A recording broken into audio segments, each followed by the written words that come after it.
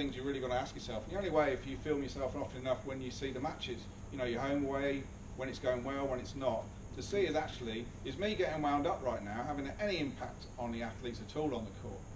And if it is it a positive or negative? In the timeouts, and now, am I as effective in the timeouts now in what I'm saying and how I'm listening? Now I'm wound up. Or could I be better and smarter? And is my emotion now affecting the athlete's emotion that's impacting negatively on their performance? I need to ask myself these questions. And if there's negatives on them, you need to ask yourself, how do I need to change? If they're positives, okay, is it conscious or is it just luck? Because it needs to be conscious. So it's those recognition of those areas. So please don't just film training. I'm really asking you to film matches as well, because it's where you have the impact. So you have to do both. Do you see the value in that? I see the value. I think it's quite a fine line, like what you're describing, all right? Because going too far the other way and having a coach who appears emotionally uninvolved can be quite demotivating. So what's effective emotional state? Oh, I don't know. I mean, like I've played for kind of both types of coaches, people who get really. Would you like to know what effective emotional state is? Would I like to know? Yeah. Yeah. Okay, so effective, great question. So effective emotional state is that you're in charge of your state and you choose the right state that's going to have the positive desired impact you want in the moment. You are in charge of it. So it may be that actually in this moment now, you being Jedi ninja monk is not the right state, but you're choosing the state. The environment is not choosing the state for you. Can you see the difference? So I'm not saying just sit there and say nothing, but I'm saying now I'm in charge and I'm deciding in this moment now. And we know, as we initially said at the beginning, is we need to understand how to have a positive impact on players, effective communication, players against players, players against coaches. So we need to know, for this person, I need to be a little whisper in the ear and calm. For this person, come on, I need to be getting them riled up. Come on, we're there, we're gonna. But you're making a conscious decision right there. That is not what I see on the court. I see the environment impacting on their emotions, and it's not a conscious choice. They're just crazy Tasmanian devils. Can you see? So these are the disparity differences. So then it's not a fine line, it's a conscious choice. And you can train yourself to do that. Again, I think a lot of that can come from your understanding of your players.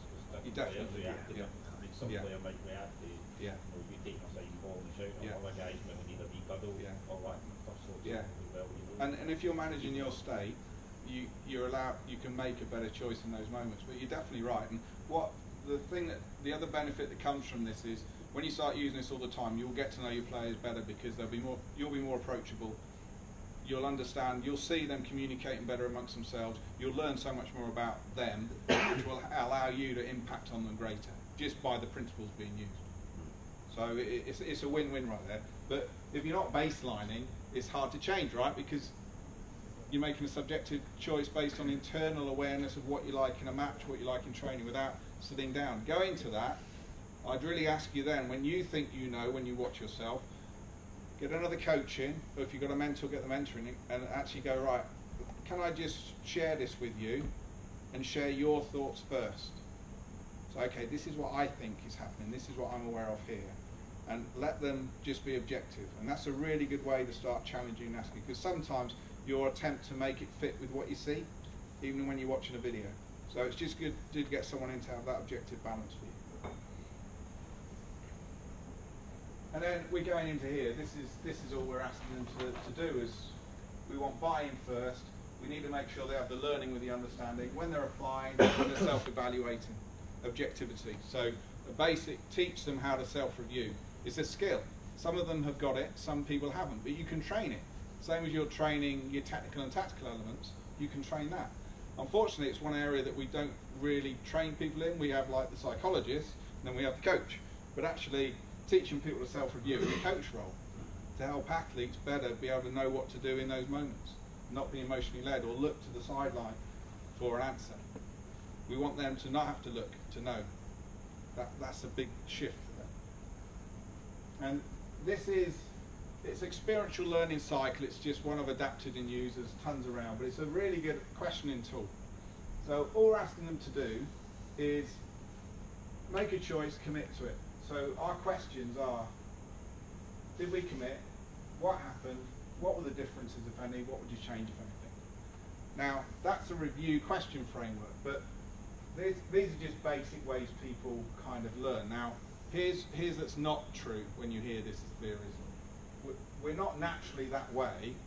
We kind of are a balanced percentage of some of them, and we normally, it's just what we practice more. So at school we might have gone, oh, I quite like this way, so you stay dominant in that way and you don't explore to be better in the others.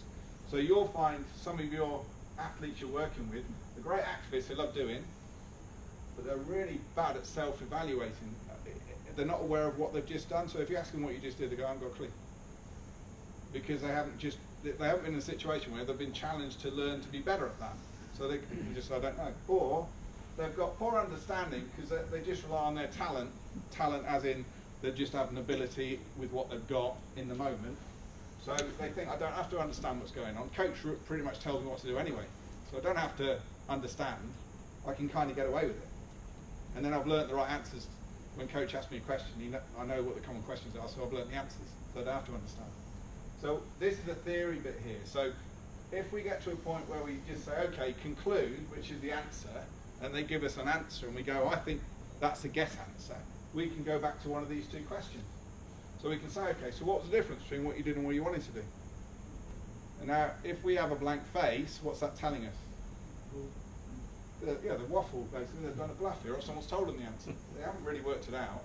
Or we say, okay, they give you an answer and you go, I'm not sure. You can go back to this question. Okay, so talk to me about what happened over there.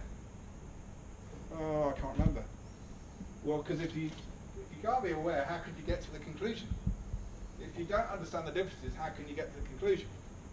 So it's a really good framework to give you some sharp hit, real clinical questions. Like, do I really know what's going on? And we're asking them to do that within themselves. So the first question is did I commit? And this is where it goes into this is how you'd hit the framework. So